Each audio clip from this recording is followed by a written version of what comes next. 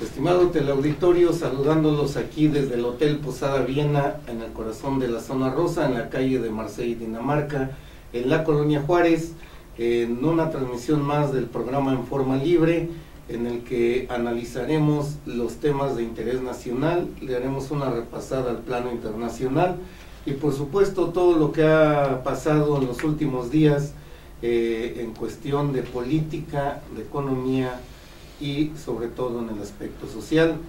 Javier López, periodista, como siempre nos acompaña aquí en el programa. Javier, bienvenido. Gracias, Javier. Estamos aquí para platicar acerca de los temas nacionales y bueno, pues aquí saludamos también a nuestro productor, a Josué Cruz y su servidor Javier Esterón Espinosa, quienes les da las gracias por permitirnos entrar ahí a sus hogares a través de sus pantallas y sobre todo la consulta que ustedes nos hacen favor de hacer, que esto nos ha permitido llevar el programa a revisar temas cada día más importantes.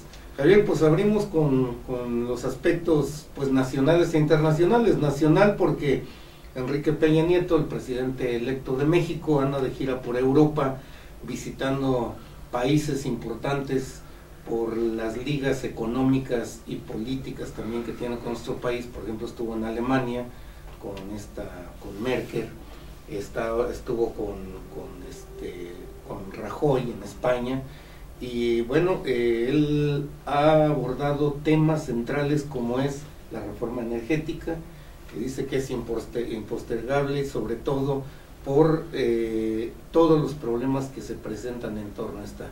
¿En dónde lo vemos más palpable? Bueno, pues en lo que son las gasolinas que todos consumimos. Realmente ha quedado truncado ese proyecto de la gran refinería del Bicentenario, que no la concluyó Calderón. Él se comprometió a terminarla, al parecer nomás están las bardas, no hay nada más. Y bueno, seguimos siendo importadores de más del 50% de las gasolinas en este país. Y obviamente los gasolinazos, el último fue el pasado sábado, y todavía dicen que nos faltan 26 porque están programados hasta el 2014.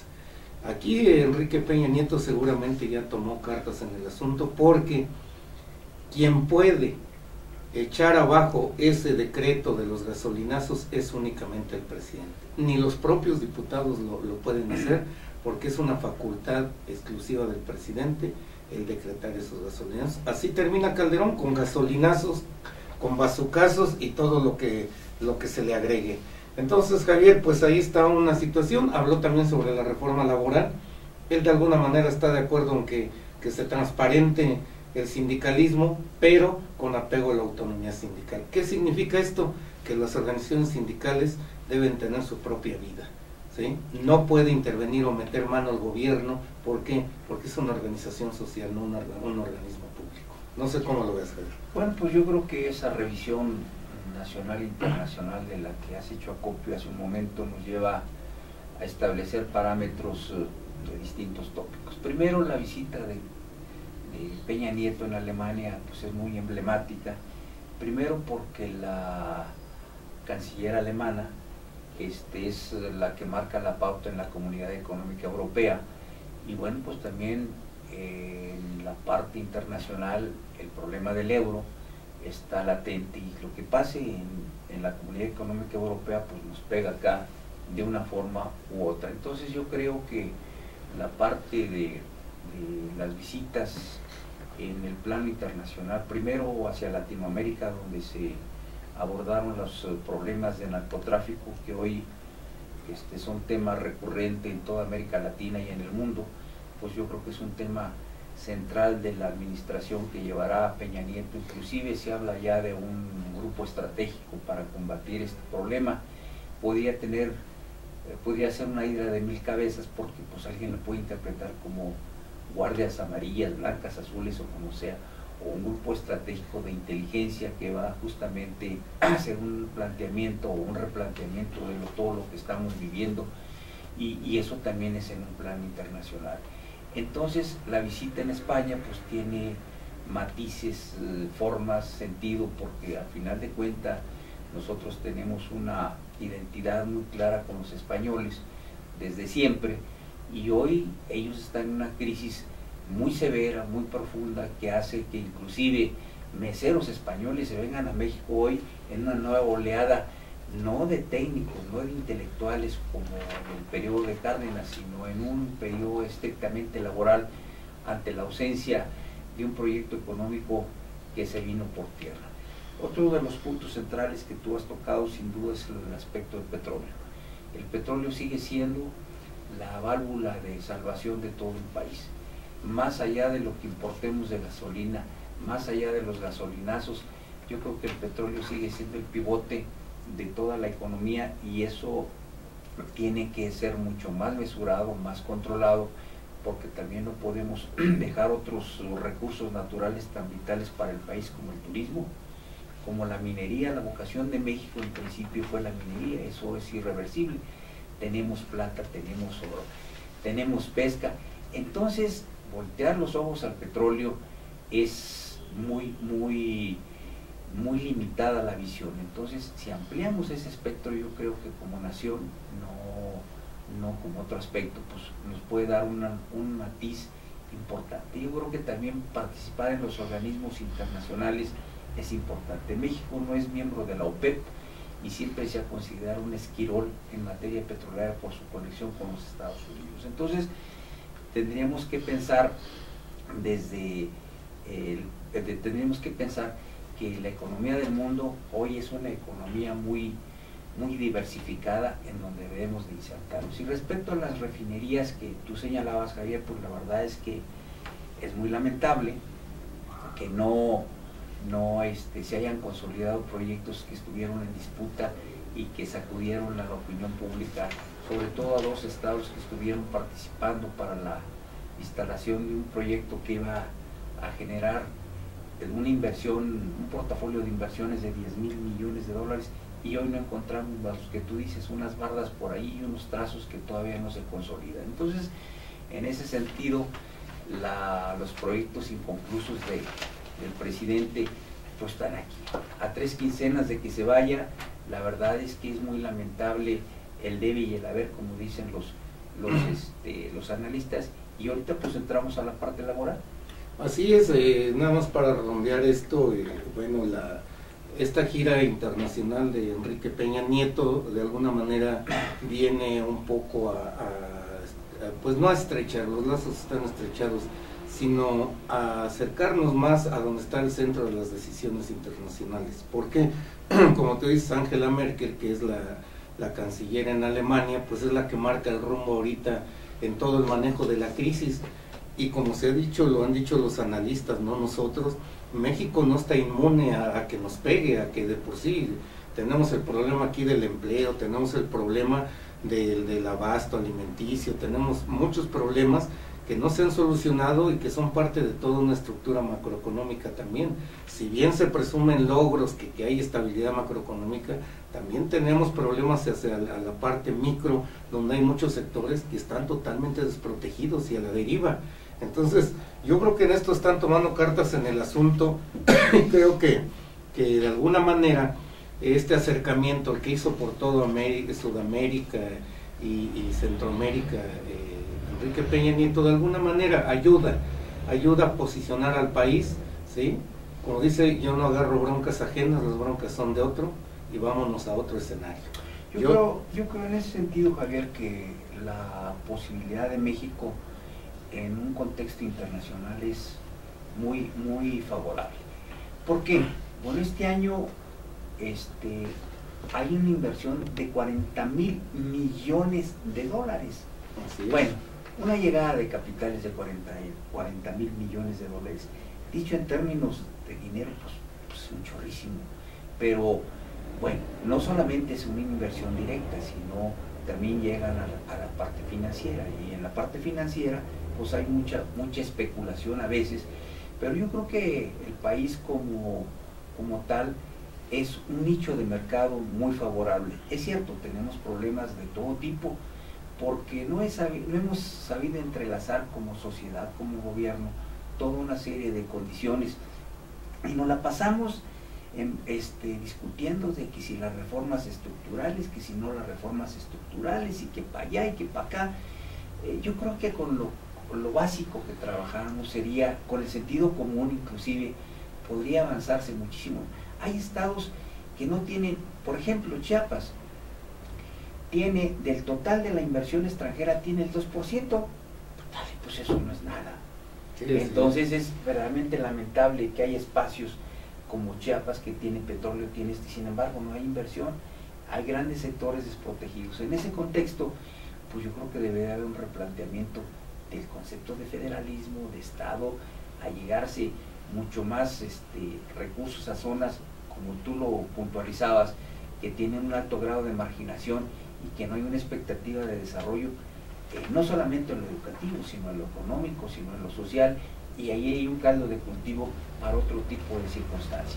Así es, pues yo ahí dejaría, los otros frentes en el PAN están en su recomposición por todos lados, ¿sí? No alcanzan todavía a tener un proyecto viable para recomponer. Yo diría en su descomposición. En su descomposición. En el PRD, bueno, pues ya por ahí sigue el jaloneo entre Andrés Manuel López Obrador, que al parecer él está más abocado a formar su partido que otra cosa.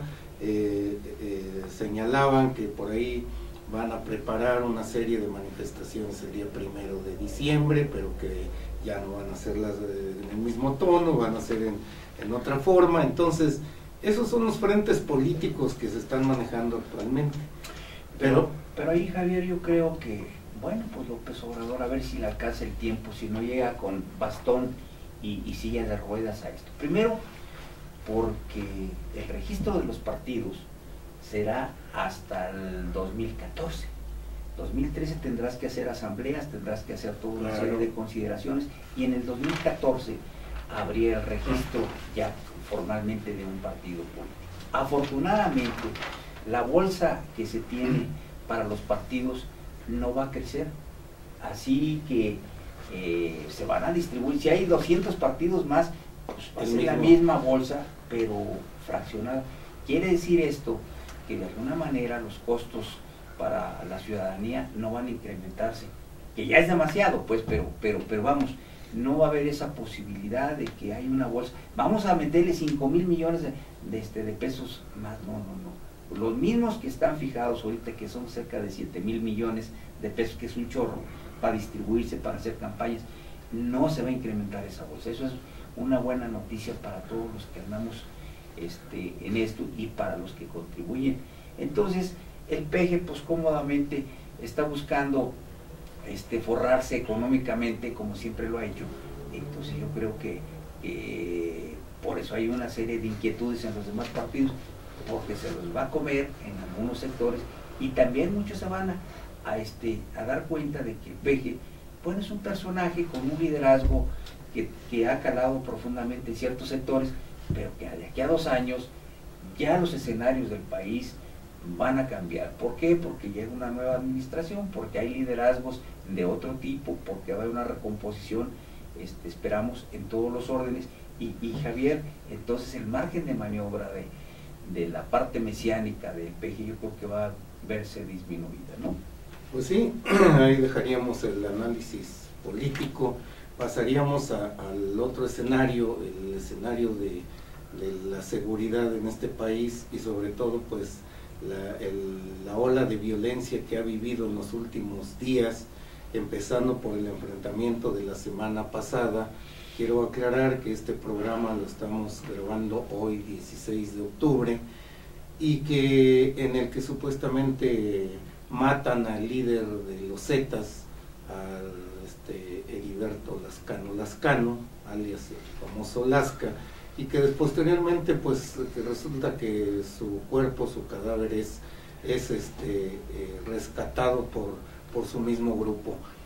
Muchas aristas, muchas preguntas, muchas incógnitas no se han despejado y flota en el aire si realmente lo mataron o no lo mataron, o hay otro tipo de cosas detrás de todo esto. Eso obviamente fue el tema de todos los medios la semana pasada, fin de semana, en el que supuestamente el gobierno sale a señalar que es el combate al crimen, que se está acabando con los cabecillas del crimen organizado, pero flotan muchas dudas en el aire y ahí está, no se han aclarado. Para el gobierno este señor está muerto, para muchos ciudadanos no lo está, y bueno, pues ahí lo dejamos a su análisis. Para nosotros, con toda la información que hay hasta el momento, lo único que podemos decir es que no hay una versión digna de crédito sobre este asunto. No sé cómo lo ves. No, bueno, yo creo que tendría varios ángulos a comentarse. Primero, cuando Calderón llega como presidente, llega con un porcentaje del 33%. Así Es decir, es un presidente no reconocido totalmente.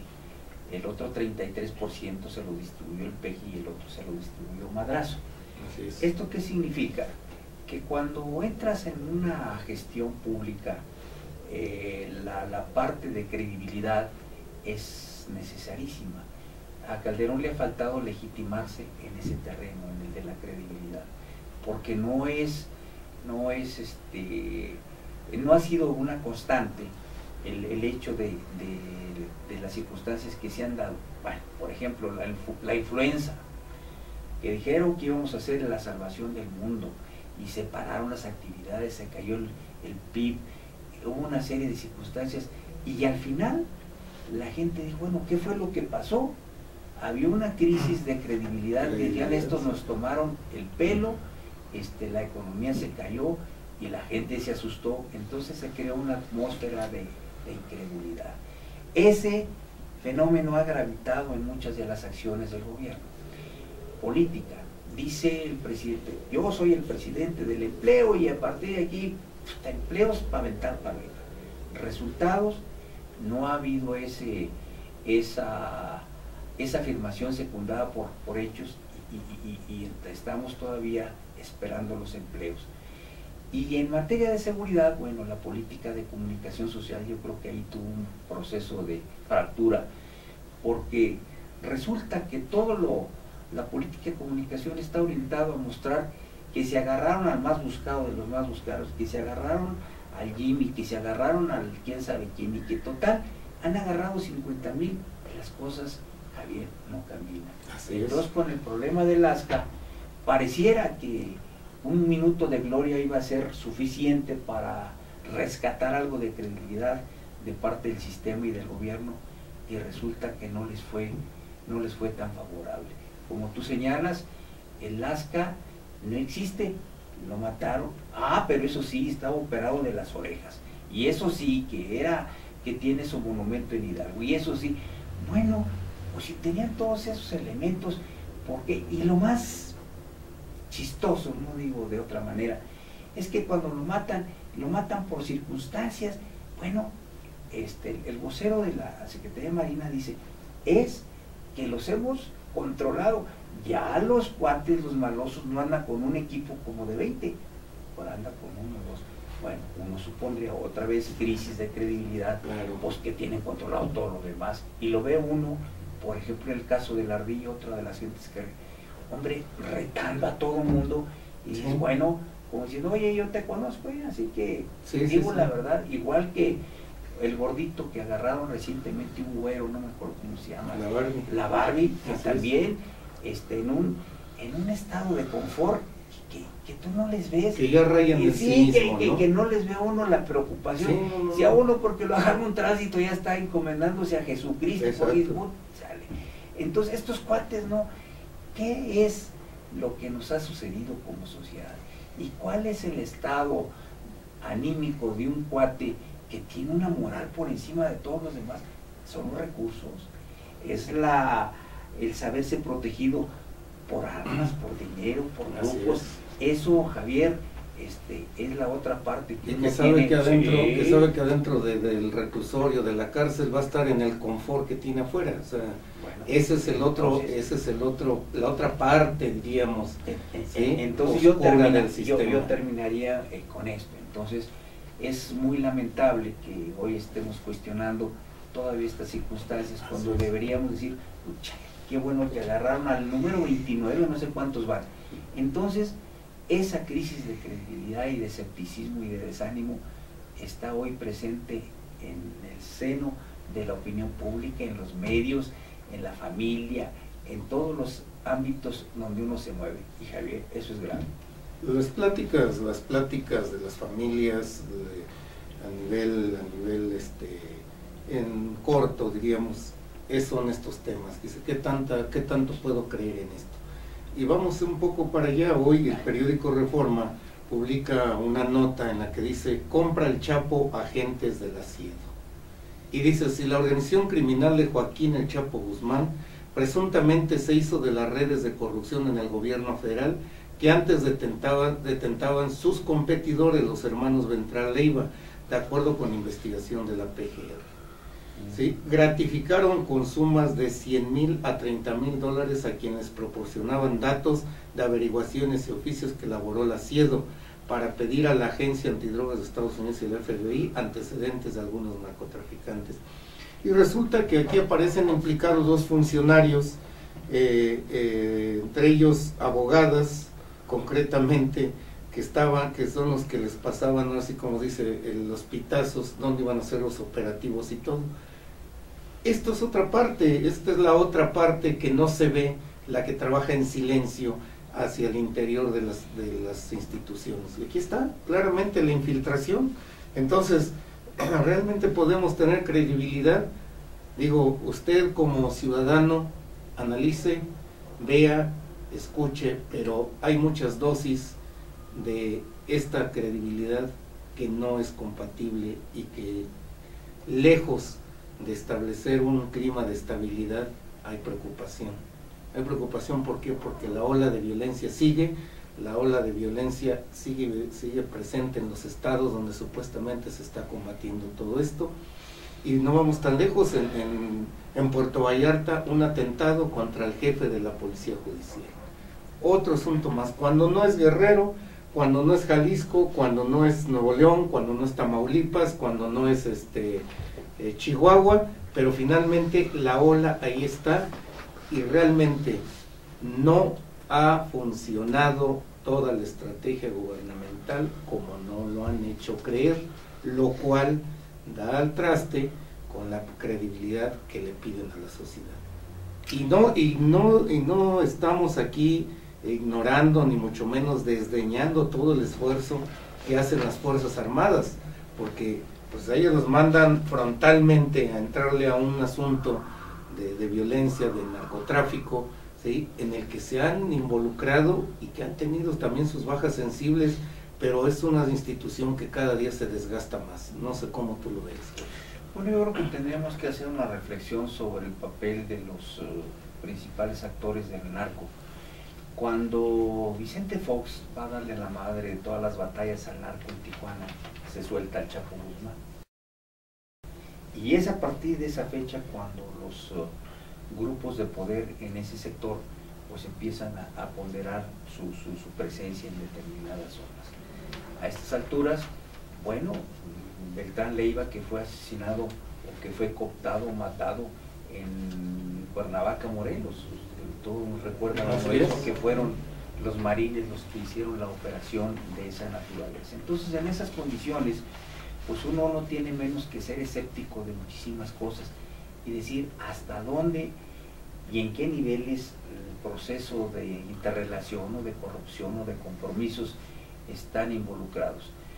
Hoy es común ver, por ejemplo, cómo las gentes que patrocinan diputados, presidentes municipales, lo primero que les piden es en las áreas de seguridad. ¿Por qué? Pues porque ese es el foco central. Entonces ha permeado tanto la descomposición social en las áreas de la CIEDO, de la PGR, de todos los sectores, que no faltará quien haga una comparación de si yo gano 1,000 pesos aquí y yo gano 10,000 dólares acá. Bueno, como diría algún amigo, la carne es débil y las circunstancias para ello se prestan. En estas condiciones, pues no es difícil entender cómo la CIEDO y algunas otras organizaciones han sido contaminadas de fondo y de forma. Afortunadamente, hay una contraparte que es la preparación de ciertos sectores policíacos. Es decir, una mujer que hoy gana 22,000 pesos como policía, creo que se está quitándole esa mujer a los otros, a los malosos. ¿Por qué? Pues porque tienes un sueldo decoroso, tienes $1 millón de seguro de vida, tienes la posibilidad de que te den una casa, y entonces en ese parámetro los policías, las familias ven con mucho más posibilidad, porque no hay trabajo, encontrar una chamba y garantizarse un futuro con la incertidumbre que esto provoca.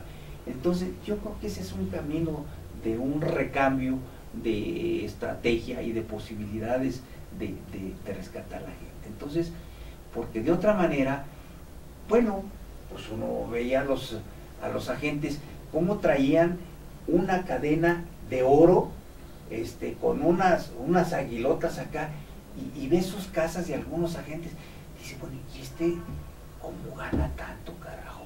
Uno, cualquiera de nosotros la siguen trayendo, le anda, como diríamos, camellando todo el día y no le alcanza, y estos cuates de repente los ves en un estatus económico que dice, oye, ¿cómo lo hizo? Y los ve uno y dice, caramba, es que esa gente, y ese es un estatus económico, es un estatus social, o qué es lo que es, porque a veces es inexplicable que tengan recursos que a veces dicen, ¿de dónde lo sacaron? Entonces yo creo que es producto de esa información que hoy señalas y que tiene la contraparte una justificación muy clara. Y en otra ola, o sea, en esta misma ola, montados en esa violencia, el asunto de Michoacán, donde los normalistas se enfrentaron a las fuerzas de seguridad que ordenaron pues desalojar la toma de la normal que tenían, y donde pues resultaron 176 estudiantes detenidos y la quema de 19 vehículos. O sea, Michoacán arde por una situación realmente que es en este rango el educativo en donde se plasma que hay protestas por los planes de estudios, por una serie de situaciones, por protestas porque no están de acuerdo con las autoridades educativas, en fin. Sin embargo, se arma todo este operativo para recuperar las escuelas de Arteaga, Cherán y Tiripetío, ¿sí? Efectuado el pasado 15 en la madrugada. Participaron policías federales y locales. Entonces, vemos nuevamente que si no es de un tipo de violencia, está el otro tipo de violencia, pero que finalmente está afectando a todo el núcleo social. Entonces, ¿hacia dónde vamos realmente si no hay realmente una estabilidad? Ya no digamos en lo económico sabemos bien que las cosas están muy difíciles, pero esto ya está permeando más allá, porque el aspecto social ya es de toda índole, por donde quiera, y eso es preocupante. ¿Por qué? Porque ya no sabes a dónde va a brincar la violencia en determinado momento. Sí, yo creo que habría que diferenciar la violencia en ciertos planos. Por ejemplo, en la televisión, caray, ve uno series de narcos, de sexo y demás. Bueno, esa es una forma de violencia que está ahí latente y que pega enormemente a los pequeños. La violencia en la casa, es decir, el poco respeto a los hijos y de los hijos a los padres. Estamos en una situación de una violencia permanente. En la calle uno va y uno ve cómo los que manejamos de repente te mientan la mamá en forma innecesaria. Ese es otro tipo de violencia, la violencia vial. Y llegamos a esto que es la parte de la violencia física. Yo creo que de alguna manera estamos en una etapa de una violencia generalizada. Yo no, ahorita que hablabas de Cherán, no es la primera vez que se presenta el fenómeno en Michoacán. Lo hicieron cuando todos los comuneros se posesionaron del municipio. ¿Por qué? Porque había talamontes y les robaban todo. Entonces les mataron a 2 personas, ellos se levantaron en armas prácticamente y no permitieron que ningún gobierno, ni el estatal ni el municipal, interviniera, porque ya era un estado de excepción, como dicen los juristas. Entonces esto se retoma también, bueno, pues porque el proceso de descomposición de la anterior administración del licenciado Godoy, que tenía un hermano que fue vinculado al narco y una deuda verdaderamente histórica. Entonces realmente descompuso, amén de otros problemas que tengan, descompuso toda la estructura gubernamental, social, política. Y le yo pegó lo todo, le pegó todo. Bueno, ¿por qué? A ver, una pregunta. ¿Por qué en Nicaragua no hay tanta violencia? ¿Por qué no hay tantos problemas en Nicaragua? A ver, pues porque ahí la sociedad se está organizada bajo los principios de ciertos esquemas comunistas, socialistas y demás, y hay un proceso de protección mutua. Y aquí, ¿de quién nos cuidamos? Pues de todos. Entonces estamos contra todos. Entonces esta violencia en Michoacán tiene un rato que está vigente, que está viva, que fue solapada y que no se les dio respuesta en su momento. Hoy también los gobiernos no quieren entender, así como la globalidad llegó al mundo, también a los estados y a los municipios le llegó la globalidad. Un problema aislado hoy es motivo de 8 columnas en México y en todos lados, y la verdad es que no ves ni por parte del actual presidente, que anda tan declarativo y tan preocupado por el país, como por parte de Peña Nieto en relación, claro, él tiene una justificante, él no está todavía, claro. Sí, pero de todas maneras son temas que están ahí y que yo creo que deberían ser abordados, no con mesas de trabajo, porque las mesas de trabajo y las comisiones, hay 50,000 y de eso, no, sí. En acciones de gobierno, yo no sé si el gobernador de Michoacán, que se apellida Vallejo, ya dijo, bueno, hasta aquí, se agotaron las instancias de diálogo, y hoy que queda la confrontación y el respeto a la autoridad y a las instituciones. Entonces yo creo que tiene una razón de ser esta acción, porque si te roban tus camiones, si estás atentando contra la libertad de los demás, pues tienes que hacer uso de la autoridad que te da la propia Constitución del Estado y te da la propia Constitución, claro, de la República. Es que no puedes, bajo circunstancias, sobre todo cuando tienes la responsabilidad de un gobernador, no digo que esté bien, yo no conozco los efectos, no las causas. Entonces creo que debería de hacerse una reflexión sobre toda la violencia, y nosotros todos debemos de poner un granito de arena. Así es. Y bueno, vamos un poco más allá, como te dices, en torno a la descomposición. El Bester Gordillo, quien es la lideresa del Sindicato Nacional de Trabajadores de la Educación, hace unas declaraciones un tanto polémicas, diría yo, respecto a que de alguna manera cuestiona o trata de incriminar a las madres trabajadoras al señalar que han abandonado la formación de los hijos y las escuelas se han convertido en guarderías. Esto tiene muchas aristas, estas declaraciones, porque dice, cuando una mujer tuvo que compartir la responsabilidad del ingreso familiar, no solo impactó en el deterioro individual, sino el de la sociedad toda, sostiene Gordillo. Pero bueno, si analizamos, a ver, el Bester Gordillo como lideresa es cuestionable en muchos puntos, ¿sí? Desde el manejo de cacicazgo que mantiene en el CENTE por más de 23 años ya, si no es que más, de alguna manera pues como que no tiene la calidad moral para hacer este tipo de declaraciones. La otra, ¿realmente el CENTE ha cumplido con el cometido de la educación o se ha convertido en un factor para disputar políticamente posiciones? Esa es la otra cuestión. Y la tercera, hay un problema muy fuerte en México que se llama desempleo, y la señora Gordillo hace un señalamiento de que las madres trabajadoras abandonan a los hijos. Yo quisiera preguntar a Bester Gordillo, ¿qué hace una madre cuando no tiene que darle para comer a sus hijos? Trabajar. Y obviamente pues se tiene que descuidar el otro aspecto. No hay empleo, no hay ingreso. ¿De dónde van a sacar las familias algo para sobrevivir o para subsistir? La declaración tiene muchas aristas. Tal vez tenga cierta razón decir abandonan a los hijos en las escuelas y los maestros se convierten en los papás en ese momento. pero el sistema educativo está hecho y está diseñado para ser el puntal del desarrollo de este país. Entonces, esa declaración da la impresión de evadir ciertas responsabilidades, de que, bueno, nosotros enseñamos y no nos convertimos en formación de la gente. No, yo creo que es una formación integral, y por ello, no nada más las madres trabajadoras a lo mejor tienen cierta dosis de culpa, también el sistema educativo y concretamente los maestros, que si bien ella habla de descomposición de valores a nivel interno de la familia, también hay descomposición de valores a nivel del magisterio. Muchos de los maestros no cumplen con los requisitos de esos valores que se van transmitiendo de generación en generación. ¿Y qué son? Pues son el ejemplo de los niños que acuden a las aulas.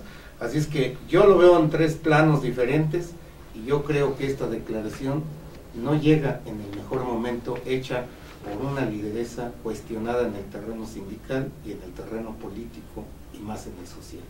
No sé cómo lo ves. Bueno, yo creo que hay que reconocer que el país tiene 114 millones de habitantes, de los cuales la mayoría hoy son mujeres. Es increíble, pero ya la pirámide poblacional cambió. Hoy la mayoría son mujeres. En ese contexto, bueno, todavía las leyes, el sistema, la forma de vivir se inclina a la parte de los hombres. Las mujeres no han alcanzado el estatus que como sociedad les debieran de otorgar. Y en el caso del Bester Gordillo, pues es un ejemplo claro de la emancipación que ella misma ha tenido.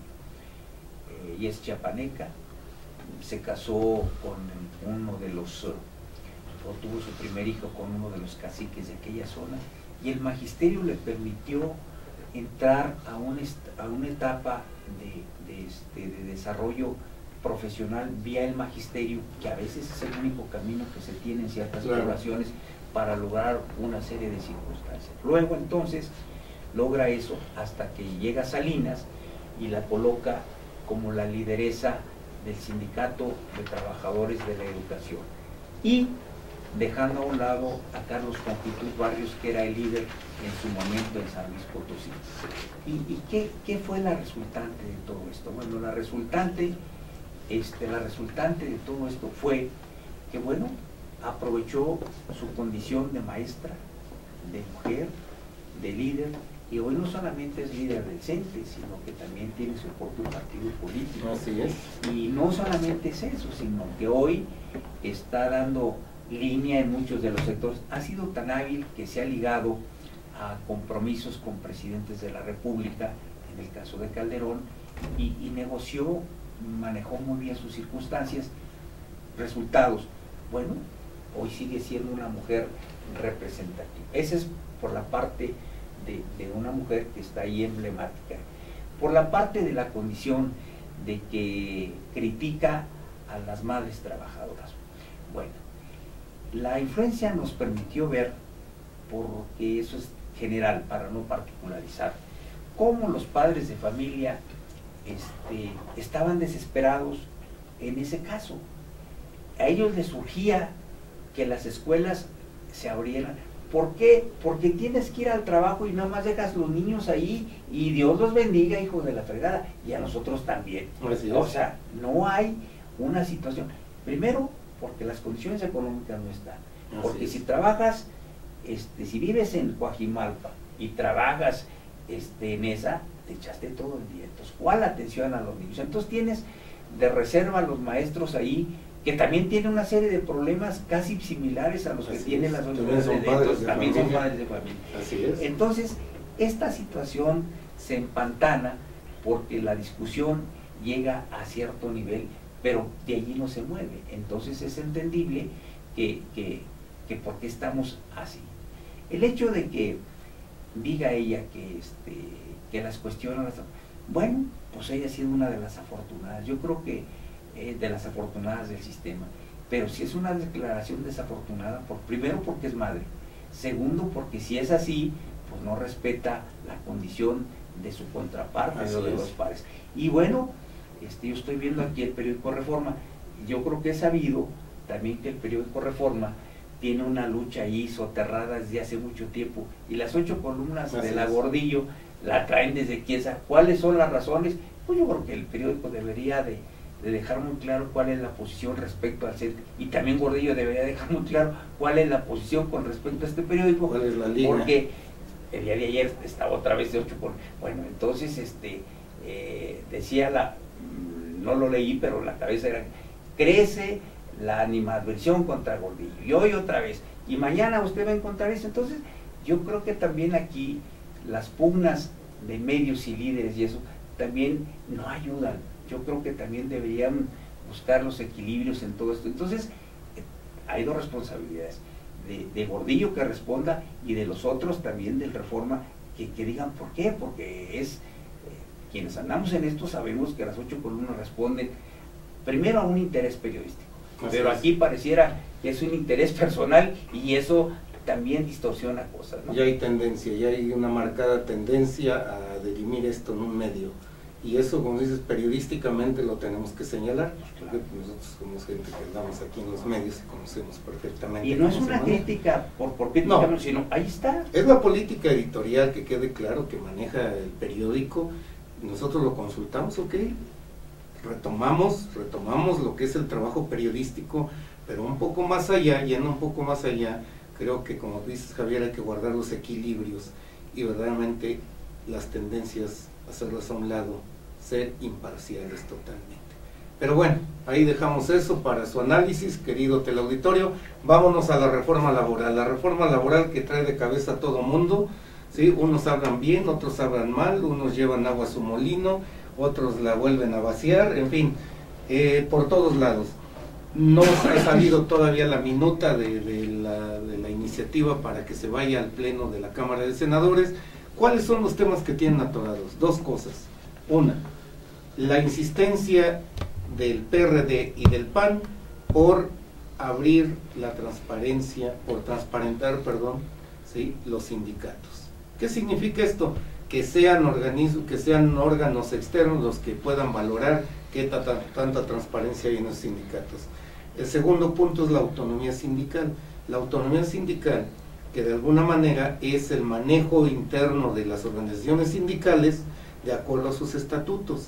Entonces, ya se formaron dos bloques. Por un lado, el PRD y el PAN, hermanados casi como hermanos de sangre, nada más que hay que recordar que son como el agua y el aceite, no lo olvide. Y por el otro lado, bueno, pues la parte sindical aliada o dentro del Partido Revolución Institucional, que es donde están los líderes pues más fuertes de las organizaciones sindicales.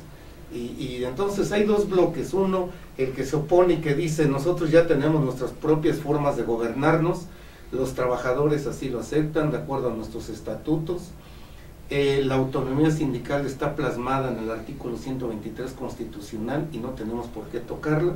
Y lo de la transparencia, nosotros rendimos cuentas de acuerdo a lo que nos marcan estos estatutos internos ante las asambleas y los congresos de cada organización sindical. El propio Enrique Peña Nieto, quien es el próximo presidente de México y es presidente electo, también ha hecho declaraciones en su gira ahí por España, donde ha dicho: sí, transparencia, pero con apego a la autonomía. ¿Qué quiere decir esto? Respetando los sindicatos, que se den sus propias formas de gobierno. El gobierno no puede meter mano abiertamente en las organizaciones sindicales, primero, porque las organizaciones sindicales no viven del presupuesto público, es a base de las cuotas de los trabajadores. Estas cuotas se dan en la medida en que cada gremiado aporta determinada cantidad de acuerdo a lo que se determina en asambleas. Muchos creen que se los quitan a fuerza. No, no es a fuerza, porque el trabajador que no esté de acuerdo en estar en un sindicato se puede salir. Nada más que aquí está el asunto: cuando tiene problemas, pues queda totalmente desprotegido, porque pasa a trabajador de confianza, y ustedes saben que en este país un trabajador de confianza con la mano en la cintura se va a la calle. Entonces, pues ahí está la discusión. Seguramente no saldrá esta semana, todavía se llevará días. Ya los líderes amenazaron, dijeron: bueno, ¿cuál es la prisa? Porque no nos damos un respiro para analizar plenamente y ver de qué manera podemos ajustar todo esto. ¿Cuál es la prisa? El PAN está echado para adelante en pegarle a los sindicatos a base de abrir la autonomía sindical lo cual se ve muy, pero muy difícil, y el riesgo que corre es que o bien se va al pleno como está la reforma, o bien la regresan a la Cámara de Diputados y se va a comisiones. Esas son las dos vías que puede tener la reforma laboral. Hace unos días platicaba yo con un compañero taxista muy próximo aquí en la institución y me decía, ¿cómo esta discusión laboral y para qué? Dice, ¿cómo le pueden quitar a mi líder la posibilidad de que se venga a comer aquí a un restaurante argentino que es de primerísima? Pues ya no va a comer ahí. Dice, y me encontré a mi líder el otro día, viene y me abraza efusivamente y le digo, oiga, aquí están mis cuotas. Entonces dice, es que estas circunstancias a mí me hacen ese trato de decir, oiga, no les quiten su posibilidad de comer aquí en el restaurante, y oiga, pues aquí están mis cuotas. En esa forma de interpretación quizá irónica, la gente le da salida a una inquietud. Yo no digo que las instituciones sindicales pervivan y existan, pero también tenemos más de 30 años a Francisco Hernández Juárez en el sindicato de telefonistas, con la bandera, y quitó a Salustio Salgado, y lo recuerdo muy bien porque yo cubrí la Fuente Obrera, bajo la bandera de que hay que democratizar a los sindicatos, la no reelección, y ahí está. Tenemos al líder del ESME, que es también un cuate que la ha pasado muy bien con las cuotas de sus compañeros. Y también tenemos a un Romero de Champs que la ha pasado, y a un Elvester Gordillo que la ha pasado requete bien. Entonces los sindicatos de izquierda, de derecha, del centro, de arriba, de abajo, yo creo que deberían de entrar en una etapa de reconsideración de todo esto, pero en un análisis por el país, ¿no? Porque por ello no existe el país, existen los recursos económicos. Yo creo que ese sería el primer punto y el primer ejercicio, más allá de las leyes, más allá de esto, que les dieran las posibilidades, o que hubiera algo más sencillo, hombre, que cada 6 años por ley no se puedan reelegir, punto, así como si fuera un presidente de la República, y se acabaron muchísimas cosas de intereses y cosas, y les darían opción a la gente de participar más abiertamente y que pudieran venir a comer a un argentino y que tuviera sus cuotas. Lo demás, yo creo que es una posición de chabacanería, de poquísimo, porque no van a ceder. El dinero es el dinero, las cuotas son las cuotas, y vamos a seguir entrampados en todo esto. La ley es clarísima. Una empresa de 200 trabajadores tiene que tener un espacio de 5,000 metros para darles habitación a los mismos. ¿Qué empresa en donde pueden? Primero, ya no hay espacios para construir, número 1. Y segundo, ¿qué empresa va a estar preocupada por hacer eso cuando tienen otra serie de circunstancias favorables o desfavorables?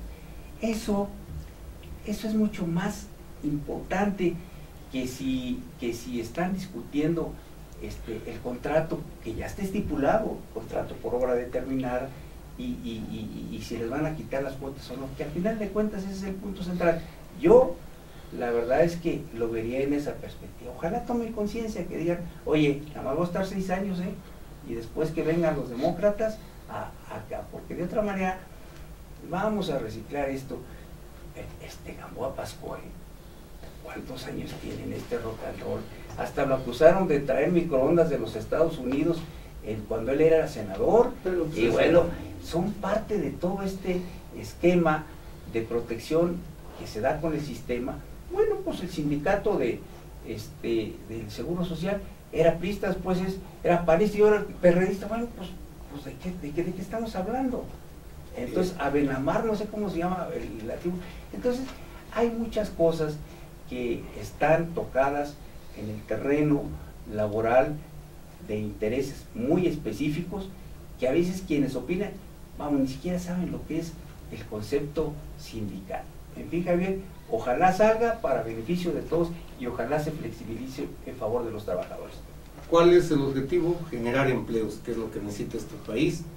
1, y 2, pues que haya mejores salarios. Eso es lo que queremos de la reforma laboral. Punto. Vámonos a otro tema un poco, aquí un tema de interés social. En la parte de la cuestión de negocios, dicen, roban vía internet 30,000 millones de pesos en México, y voy a dar un poco de lectura para que se tome conciencia de esto. Alrededor de 30,000 millones de pesos obtuvo el cibercrimen por asaltar a internautas mexicanos durante los últimos 12 meses. ¿Sí? El dinero obtenido por ciberdelincuentes en México es gracias al robo directo de dinero de tarjetas bancarias, ventas a otros cibercriminales de los números confidenciales de los tarjetavientes y servicios de hackeo, todas ellas actividades que son parte del negocio criminal de la red. Otro tipo de asaltos, ahora la cibercriminalidad. Hazme favor, Javier. Ahí están, se los dejamos, mucha gente hace sus compras por internet, es respetable. Y bueno, pues yo creo que con esto cerraríamos el tema. ¿Tendrías algo más que agregar, Javier? Nada más decir que estos cuates, pero también hay ciberacarreados por motivo de las elecciones, pues cantidad de ciberacarreados, Por eso. ¿no? Entonces ahí y ciberacarreados, ciberred, no. Bueno. A ver, no deje de leer esta revista que se llama Fundamentos, que es periodismo documental, ¿sí? Aparece cada mes, y aquí Javier López, el director de esta revista, con el análisis de los temas nacionales más importantes. Estamos aquí, vamos a un corte y regresamos con ustedes, estimado teleauditorio.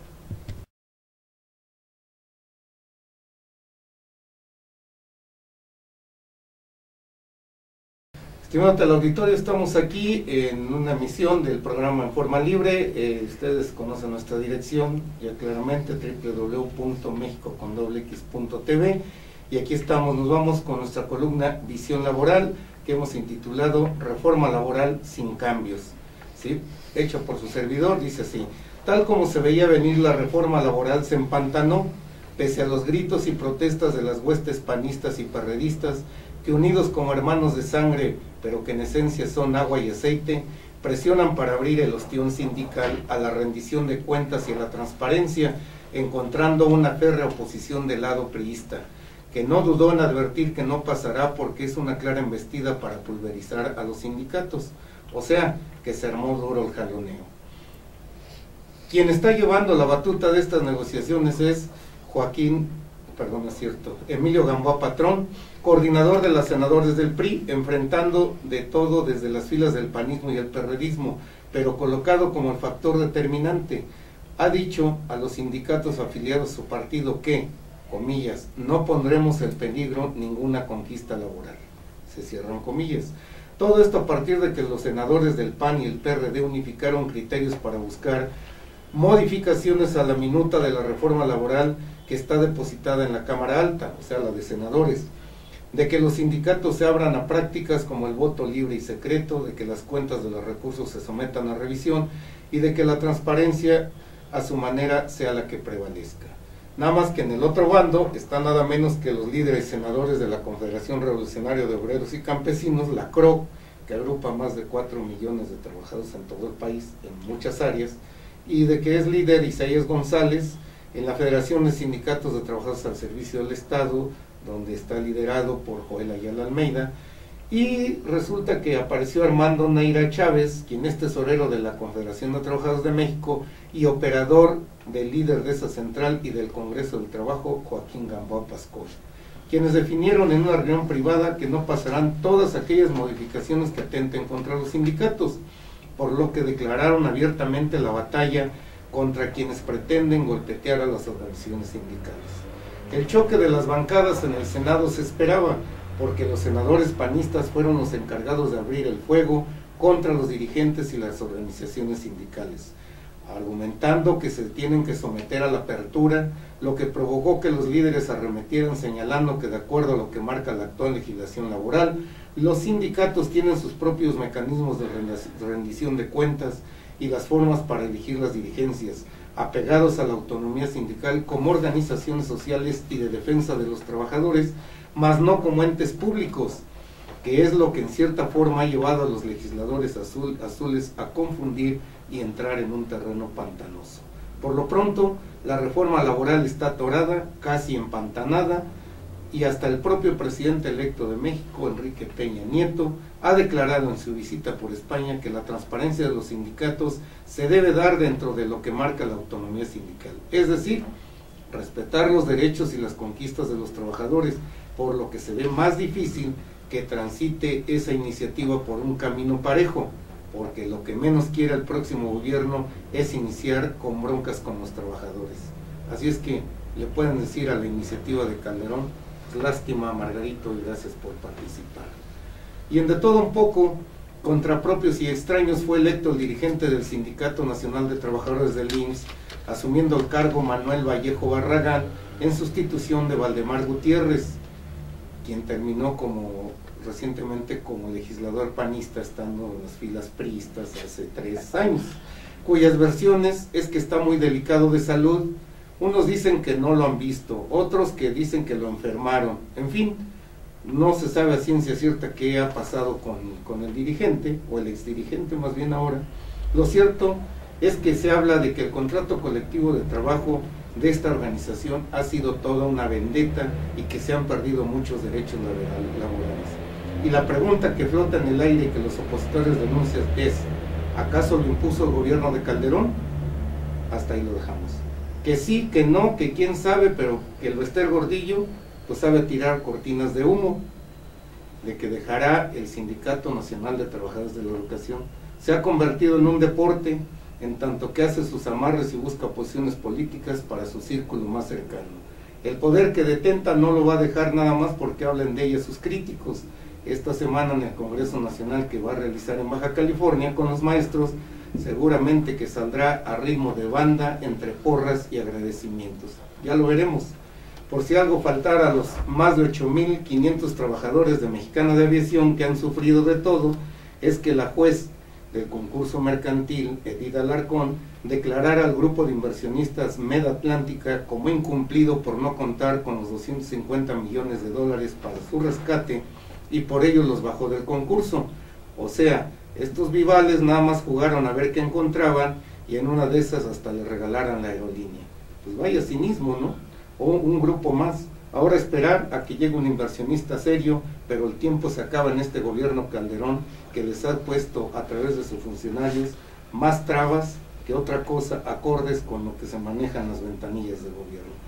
Nos vemos en la próxima. Esta es nuestra participación en Visión Laboral. Se despide de ustedes Javier Cerón Espinosa en la conducción de este programa. Gracias, Javier López. Muchas gracias. Sí, estamos aquí, y un saludo para todos. Nos estamos viendo en la próxima emisión. Muchas gracias.